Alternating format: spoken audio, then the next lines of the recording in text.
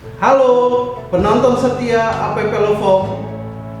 Saya Agus Panatan Panjaitan, Managing Partner APP Lofom, mengucapkan terima kasih untuk respon positif kalian terhadap video-video kami seputar edukasi dan informasi hukum di Indonesia. Jangan lupa juga untuk subscribe APP Lofom. Subscribe kalian sangat berarti untuk kami, yang pastinya memotivasi kami untuk terus membuat video-video tentang hukum yang dapat membuat kalian semakin mengerti seputar hukum di Indonesia.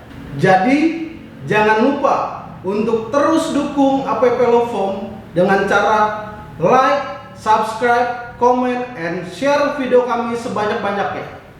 Sampai jumpa. We learn, we fight, we win it. Selamat datang di APP Lofom. Perkenalkan, saya Surya Andina Ningtyas. Kali ini saya akan membahas mengenai perbedaan PT dan juga CV.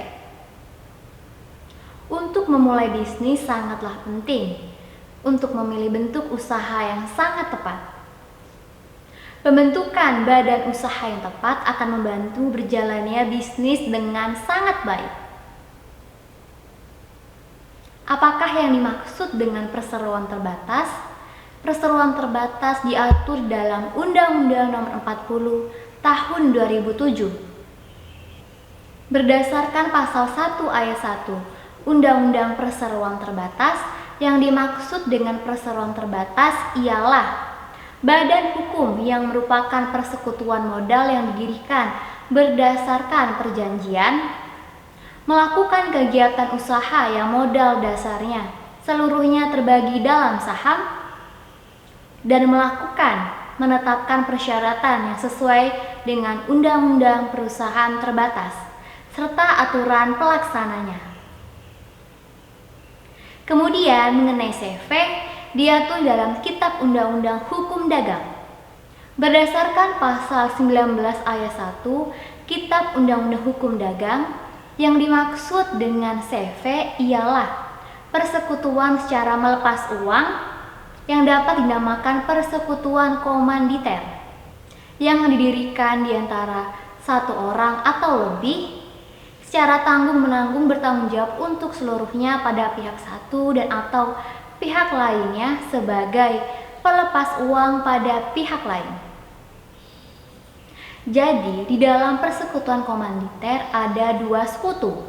Yang pertama sekutu pasif dan yang kedua sekutu aktif. Sekutu pasif ialah yang memasukkan modal atau inbrand, dan sekutu aktif yang melakukan pengurusan kegiatan selain memasukkan modal. Jadi, perbedaan yang paling mendasari ada tanggung jawab yang diberikan kepada pengurusnya.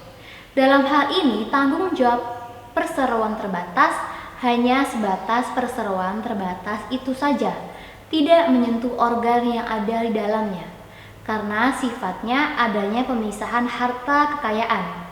Berbeda halnya dengan CV yang melibatkan harta pribadi kekayaan sekutu aktif.